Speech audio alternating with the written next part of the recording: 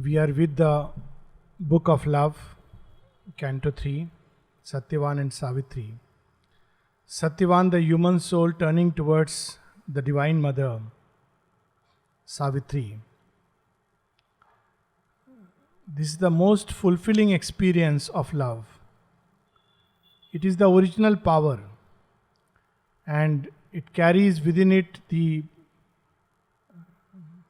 absoluteness, the absolute capacity for transformation. Mother has referred to it in the agenda, referring to the Gita, and she calls it the secret, the great secret. She says in the Gita it is mentioned as the great secret, and several places she speaks about it, that it is the great secret of change, great secret of transformation.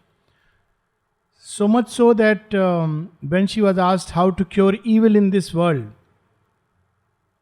she again speaks of this power, that it is love that alone can be the victor, which can triumph. Of course, she is not speaking of what we normally call as love, but love in its original power. It is the power that has plunged into darkness, into creation, headlong, to rescue it out of the inconscient and inertia.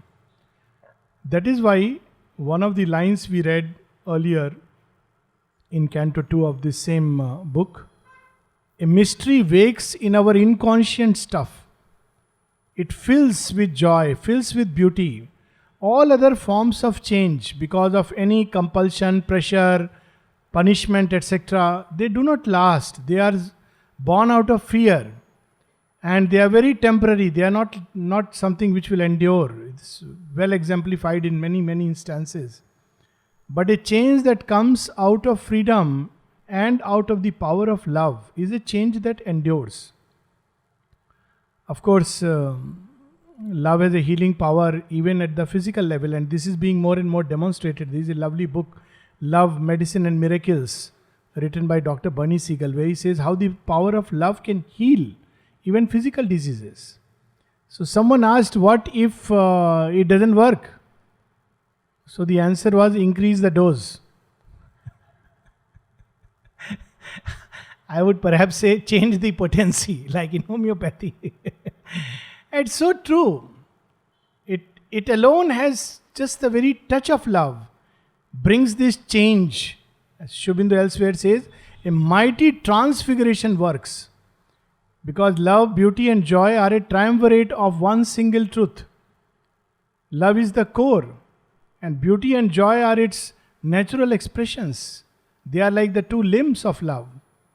So Satyavan is also undergoing that change. He is beginning to feel that stir and change. But before that, how he approaches the Divine Mother, with what aspiration in his heart. This, in a sense, gives us the key to Sri Aurobindo's yoga. There are so many reasons why we approach the Divine Mother. So when Sri Aurobindo was asked what is the secret of this yoga, he said there are two secrets. One is to remain psychically open to the Divine Mother. He stopped there. So the question was, what is the second secret? So Sri Aurobindo says, aspiration for the divine life. Because we may open to her for various reasons. Mother, I want protection. Mother, I want my children's education. Mother, I want that I should be cured of this disease, that disease. All kinds of reasons. And the Divine Mother answers to everyone according to one's need. It's not that she denies something to one. No. To each one who opens with whatsoever faith, the Divine Mother responds like that. But the highest aspiration, Satyavan embodies that highest aspiration. He says, I want to find the bridge between the body and the soul, between spirit and matter. I am looking for that. And these were powerful lines. Page 408.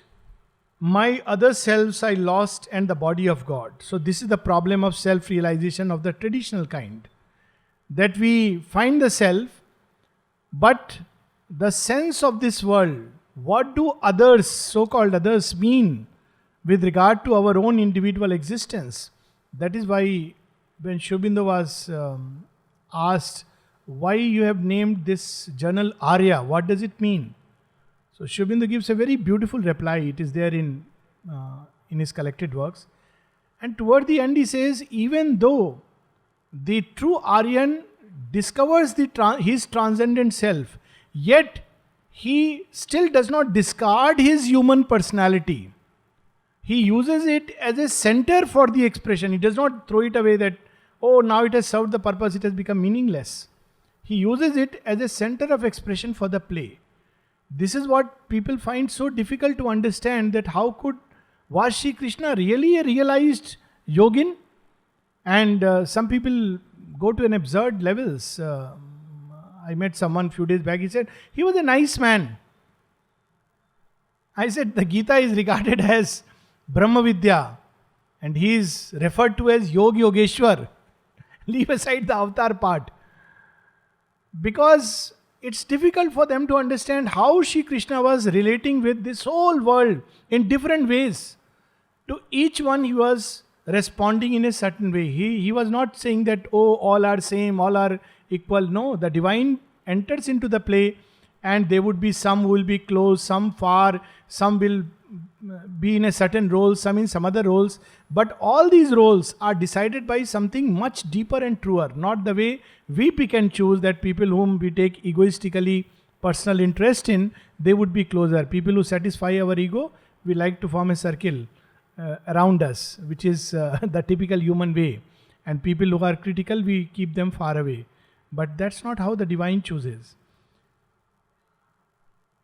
So my other selves I lost, and the body of God. The body of God is this world, this universe.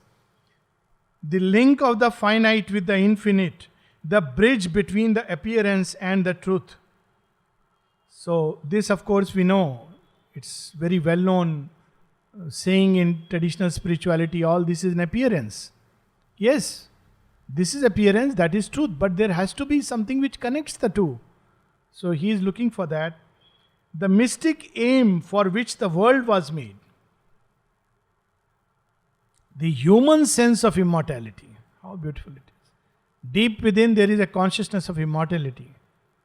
But what has that got to do with our humanness?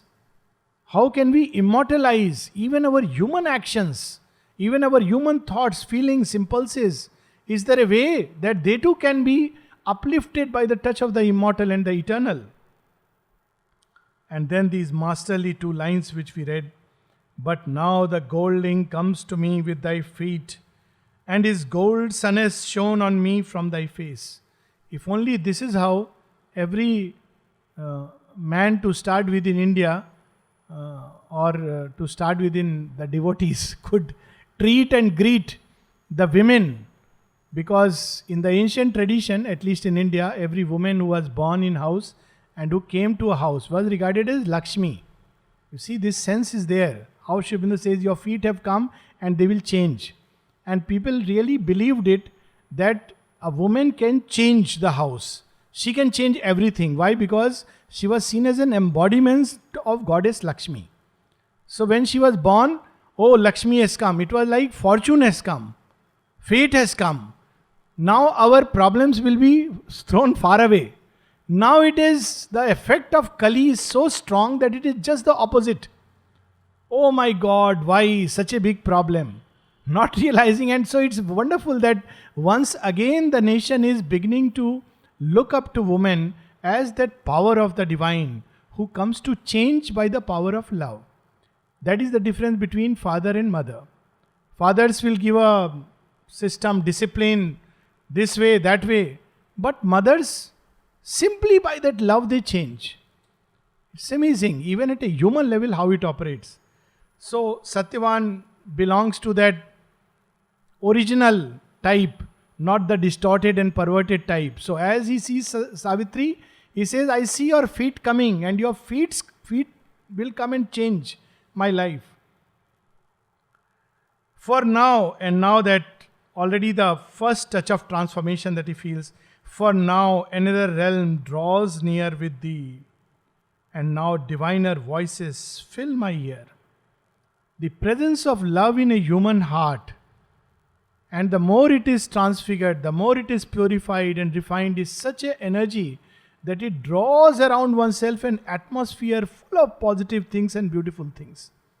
It uplifts just by the very presence. And Savitri is none else but the Divine Mother embodying that love. So, because of this love in her heart, all around her is a wonderful atmosphere. Just entering into that atmosphere, one feels uplifted. A strange new world swims to me in thy gaze, approaching like a star from unknown heavens. A cry of spheres comes with thee, and a song of flaming gods. I draw a wealthier breath, and in a fierier march of moments move. This is darshan. So very often, how did somebody feel? There are also, we try to recapture, and everybody describes darshan. So what happens when people have darshan of the divine? And each one is described in his own way. Now Satyavan is having a darshan. He is not just seeing and meeting somebody. And what is the first effect of that darshan? When we have the darshan of the Lord, suddenly it is as if a new world has opened before us, a new possibility. The whole being is uplifted. Already the process of transformation starts. It's not what he or she speaks. It is not necessary at all. That one moment is packed with eternity. And now diviner voices fill my ear. Already he is beginning to hear the voices which uplift, voices that speak about the coming dawn, the voices that draw one towards the future, the voices that fill the heart with a renewed hope. All this Satyavan is beginning to experience. A strange new world swims to me in thy gaze, approaching like a star from unknown heavens. A cry of spheres comes with thee, and a song of flaming gods. How beautiful this is. By the mere fact that she looks upon us, all the gods automatically come. But yes, we must make that surrender in that spirit that yes, I belong to you. So this is that story, the famous story that there was a king and to some of his ministers, different things he is giving. To somebody he says, okay, because they have saved his life in 4 young people have saved his life when he was traveling incognito. So he says that, okay, whatever you ask, you tell me. So somebody asks for a job, another person for so much money, and a third person for security for the children. So fourth person is very intelligent. He says, no, king, I don't want all this. I just love you. I want to be an intimate friend with you. Just give me your friendship, that is enough. You don't want a job? No. But you have a very poor job, doesn't matter. You don't want money? No. But I believe you have very poor bank balance, doesn't matter. Security for your children? No, king, I just want to be friends with you. If you can give me, otherwise no problem. So naturally king is committed. He has asked for something very strange. He says, okay, I am your friend. Now the moment he becomes a friend, so he says, so when are you coming to my place for dinner? Now friend can't say no. He says, okay, fix a date. So king fixes a date for dinner. So now king has to come. So all the ministers are preparing the road to his house. So the roads get prepared. Next is that king can't sit in a hut on a low stool and eat. So they say, my God, king is coming. They prepare a good house for him. So he says, why are you doing it? No, king is coming. We are not worried about you. We are thinking of the king. He will question us. So house is also prepared. So who will make good food for him? So he says, the man who has become the friend of king, he says, well, we must ask someone because now he is going to come very often to my house. So I have to, somebody who really knows everything that the king likes, does not like, all the tastes. So the king says, well, for that I have something else in my mind. Anyways, now you have the house, the road, and they also give him a good position because king has to sit with an equal stature. So finally they say, okay, my daughter is the only one who knows all about me. Let her get married to you and I'll come to your place regularly for dinner. Now this is how, when we go to the divine, we ask for all kinds of things. But if we ask for his friendship, this is the story of Krishna and Arjuna. This is the darshan. When Arjuna sees Krishna, he doesn't know who he is, but something in his heart recognizes. It's a kind of recognition. And so he chooses Krishna, you be by my side. Mind you, I won't lift up arms. No problem. I won't even play my flute, which makes people unconscious, and then you can. No, sir. You decide I'll be no good. Even my army is going to be with Kauravas. Doesn't matter. That's why Sri Aurobindo says, even if the world is on one side and Krishna alone and unarmed, choose Krishna. Because then everything else is taken care of. When he chooses Krishna, he gets Krishna and he gets the world. But they who choose the world lose Krishna and lose the world. This is the secret. Satyavan has read this Mahabharata and he knows very beautifully what is to be done. So he makes that choice. You come. I welcome you. My mind transfigures to a rapturous seer. This is the touch of the divine. People do all kinds of tapasya. Particularly Asuras are very fond of strict tapasyas, torturing themselves, tormenting themselves to get power, knowledge, this, that. But there is another way, the way of the bhakta. What does the divine do with the bhakta? What do you want? I want nothing, I just want you to be near me. All right, I transfigure your mind into the mind of a seer. Nothing else. Sri Aurobindo says in one of his letters, if love is there, nothing else is needed. Everything gets done for the sadhak. The inner veils removed, the nature purified, the transformation, everything. Provided, of course, this is a true surrender and true love, not a show of love, not a sham of love. So already Satyavan experiences, my mind transfigures to a rapturous seer. A foam leap traveling from the waves of bliss has changed my heart and changed the earth around. How beautiful this line is. We want world to change. But if we change ourselves, probably we will no more look at the world with the same eyes. That's why one of the signs that somebody is in love, even at a human level, is that the person is suddenly very happy. And parents know this. So when they see their child is unusually happy, they want to know, whom are you seeing? Whom are you meeting? Suddenly everything becomes wonderful. The food is good. Mama, you are so lovely. Dad, you are so good. The child who was all the time revolting, reacting, angry, suddenly what's happened to him? The world appears different. It becomes beautiful. Not because of the person, because the presence of love in the human heart changes one from inside. We think it is the person. It's not the person. It is the energy. So here he says, has changed my heart and changed the earth around, all with thy coming fills. Everywhere I see you. Wherever I go, I think of you, I see you. This is how love operates. Air, soil and stream wear bridal raiment to be fit for thee. To what extent this love can go? Both at human level, at the divine level. The same energy can be uplifted to what levels? Chaitanya Mahaprabhu stood in front of the sea and suddenly the sea vanished. And looking at the sea, he felt, my Krishna, this is the color of my Krishna, and jumped into the blue deeps. Because he was filled with that ecstasy. That is how love begins to show in every face. Sri Aurobindo writes in one of his 4 poems, in every face I see thy single face. That brings the change. That is love. Wherein everything, everyone, everywhere, one begins to see that. How beautifully Sri Ramakrishna Paramahansa, when he was bit by a cobra, suddenly he brushed his head and said, what, mother? Again, you are teasing me? My God, cobra has bit. What, mother? Again, you are teasing me? No effect. Because one begins to live in that state of oneness. And by whatever means it comes, it has a power.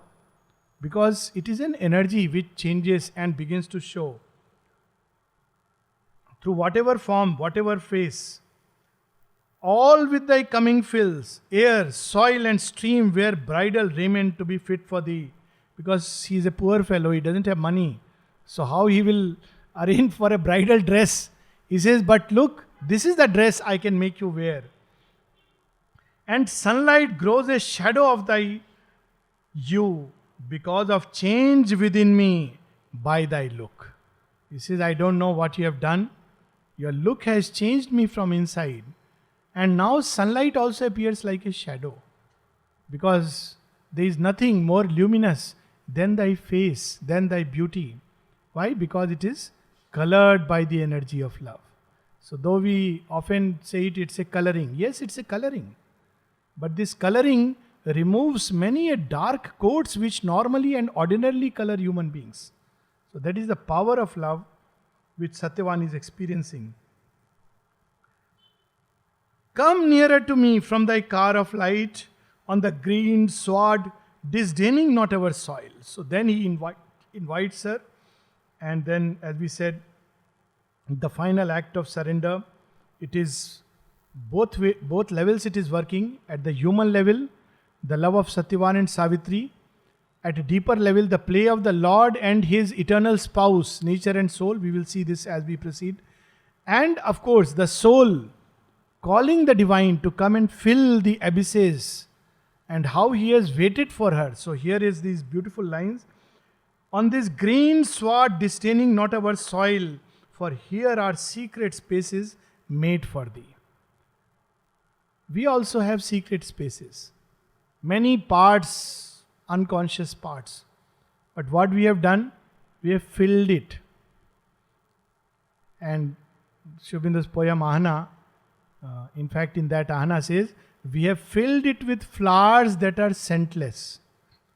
So everybody, there is a whole crowd occupying. Somebody is occupying physical mind, somebody is occupying our imaginative mind, somebody is occupying our rational mind, somebody is occupying our surface heart, deeper heart, impulse.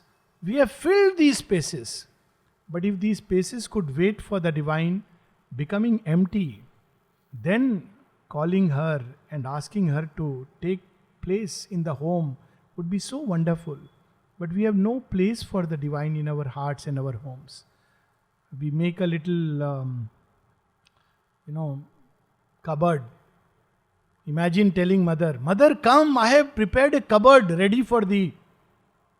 Will she come? She'll say it is enough for my picture. Okay, mother, I have made a special room for thee, a puja room.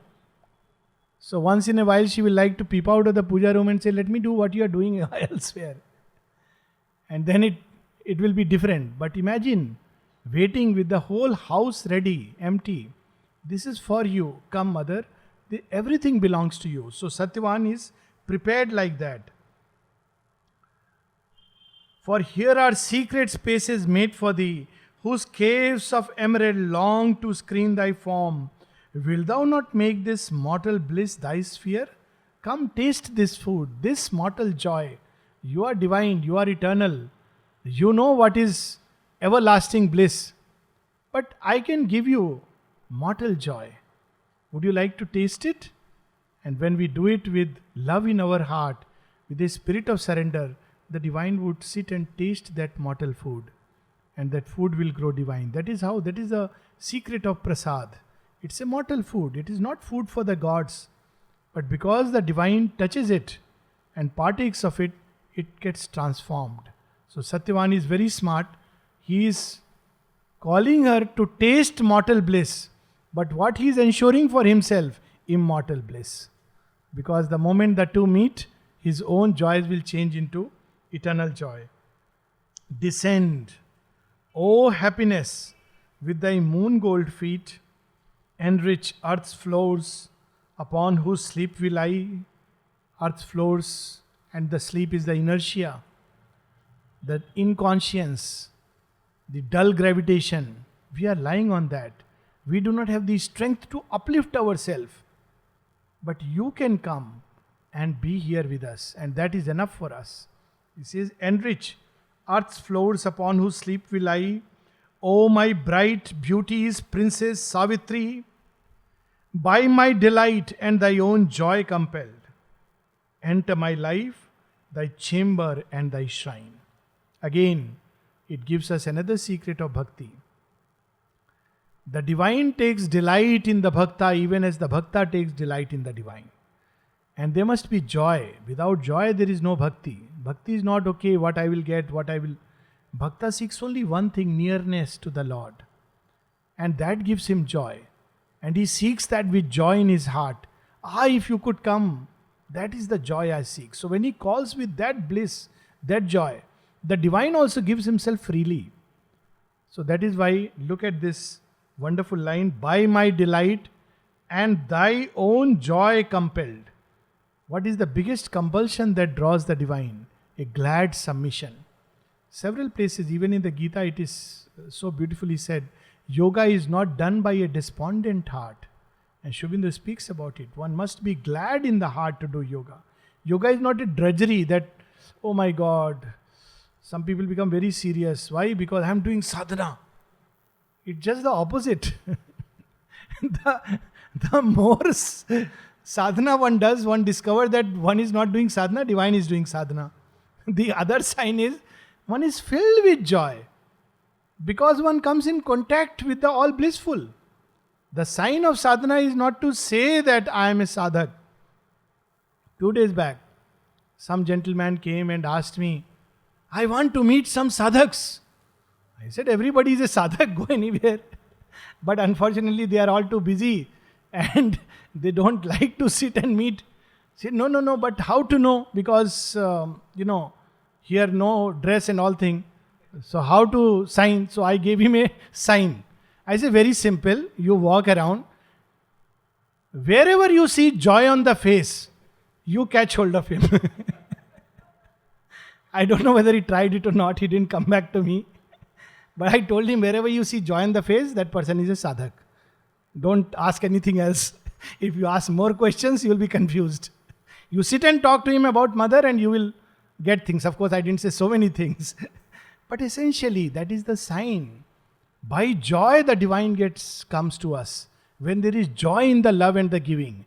Not that, I have to give myself to the divine, oh my God. First, I have to give. Why this condition?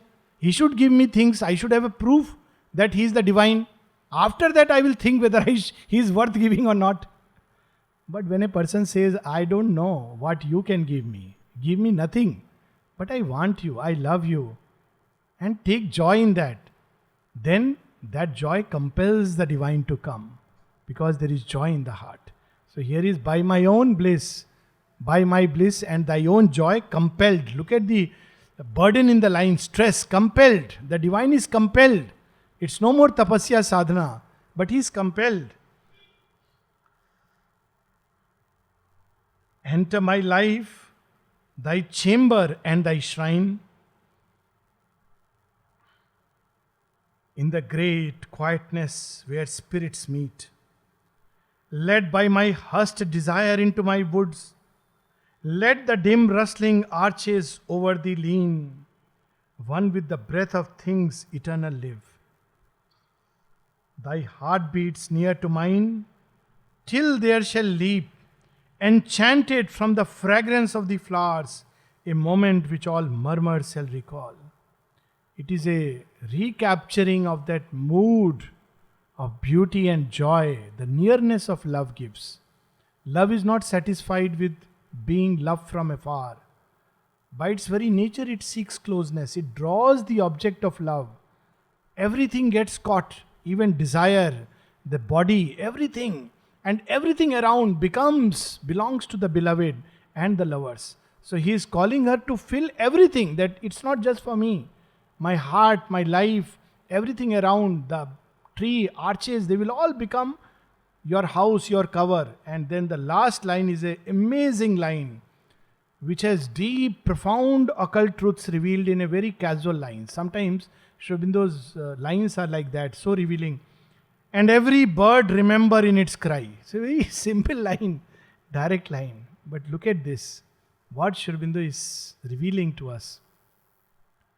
That this beauty of love, this one moment which will be eternal, let it be such a moment that it goes deep as an imprint into creation.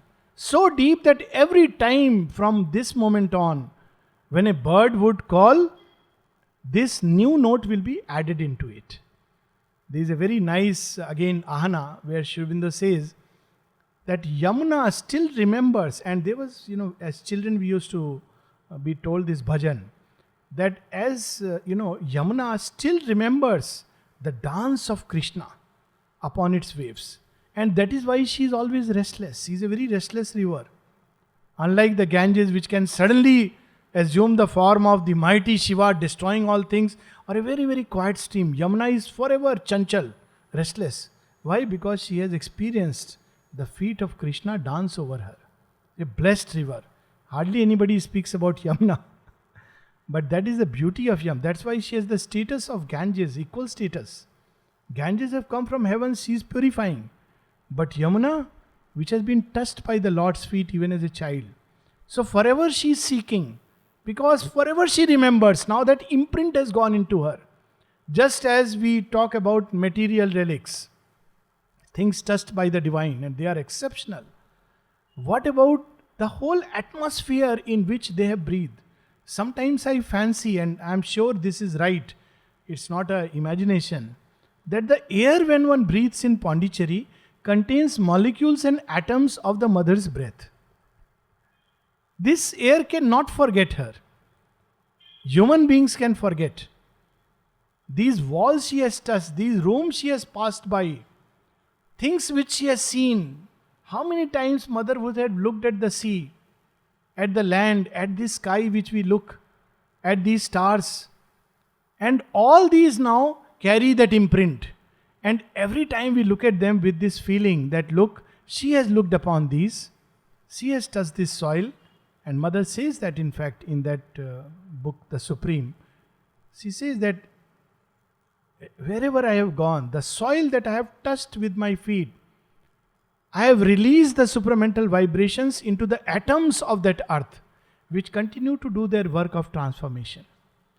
That is why in Bhakti traditions it is said, Krishna is sacred, and of course, but even the dust of bridge is sacred. That is the feeling, that one goes and picks up the dust and puts on the forehead and says, I have received the touch of Krishna. How? The logicians and the scientists will say, well, because this dust has been touched by Krishna's feet. Scientifically speaking, the vibrations are captured by every atom of that dust. And when we touch it with the right attitude, with the right receptivity, this touch can once again awaken in us a long lost recognition like a memory. So, look at this simple and marvelous line. A moment which all murmurs shall recall. Savitri, one moment of nearness I want with you. An embrace of love. A moment of such nearness that my heartbeats are one with your heartbeats. But I don't want it to be just an ordinary moment. When my very soul looks out at you and meets your soul. And that moment should be such that all the murmurs, the winds, the river, and even the birds, they will remember it forever. And when they cry, something of that will flow into their voice. How marvelous these lines are. And how much we can apply them to this place, which we take so casually and many times forget it. That if such is the glory of the Divine Mother incarnate as Savitri, how much more when the Mother has come to us as Aditi. And Savitri blesses the Bhakta. She accepts. It's amazing. Sometimes one wonders, is it a symbol or real? Why? Because the human mind says, oh, Divine Mother, she is an incarnation of Divine Mother. How can she indulge into human love? Divine is free, He is infinite. He is capable of anything for transforming humanity wherever. Mother herself, she married and she said that I wanted to change him. That is why she got married. And she can come in any form. Wherever the hearts are open, there she can come. And at another level, it is also the marriage of the Lord and the spouse, his spouse. And what does it mean? It means the Prakriti, comes back to the Lord. And this coming back to the Lord means once again all nature is realigned. I think in computer there is a command like that, I don't know, restart or reboot, and then everything gets aligned again. So once when the Divine Mother, who is Para Prakriti, assumes the garb of Prakriti and meets the Divine who has become human, Satyavan is the Lord who has become human, and they meet and come together in one moment, the whole nature, human nature, animal nature gets realigned by the very fact that nature is meeting the Lord in an earthly form. So it's a moment of great significance. It's the centenary year and we see it. We don't even realize what it means though. It's a realignment. So Savitri comes allured to her lashes by his passionate words. Her fathomless soul looked out at him from her eyes. Her soul is one with the eternity and infinity. She looks out from that. Passing her lips in liquid sounds, it spoke. This word alone she uttered and said all. Again we see the character of Savitri repeatedly Sri Aurobindo brings out. Men like to speak big words. So Satyavan is a typical, his Lord has become human and taken the masculine form. So men will speak, write long beautiful letters, but the feminine doesn't do all that. Her expression is very different. One or two sentences and it's over. When she met Sri Aurobindo, her husband sat with him and entered into big discussions on philosophy, talked about whether this world is born out of desire or bliss, and many other things. What did the mother do? Sri Aurobindo said she gave herself completely down to the physical cells without uttering a single word. And all that she does is, she writes in a diary, he whom we saw yesterday is here upon earth. This is how the feminine responds. She can give herself so completely. So look, Savitri, how clear she is in her heart and in her speech. She doesn't talk now big words. She has not even said who she is. All that she says is, O Satyavan, I have heard thee and I know. What does she know? I know that thou and only thou art he. That's it. Doesn't even qualify it. Oh Satyavan, I am so impressed. How beautiful. You are looking very good. You are so smart. Nothing. Same thing she will do when the queen will tell her that look, Savitri, go back and change. She will do the same thing. Once my heart has chosen, it chooses not again. It has willed and it will follow. Same thing she will do when death will tell her. Lot of reasoning and logic. Then logic is one of the weapons of the Asura many times. One has to be very careful of it. And Savitri says, O death, thou reasonest and I reason not. I see, I know, I act, I will. That's it. 2 lines. That you reason, I don't reason. But that doesn't mean I don't know. I see, I know, I act, I will. So Savitri in those 2 lines summarizes the whole thing. I know that thou and only thou art he. So we will pause here. We still have 2-3 minutes, but we'll continue the next movement after a 15 minutes break.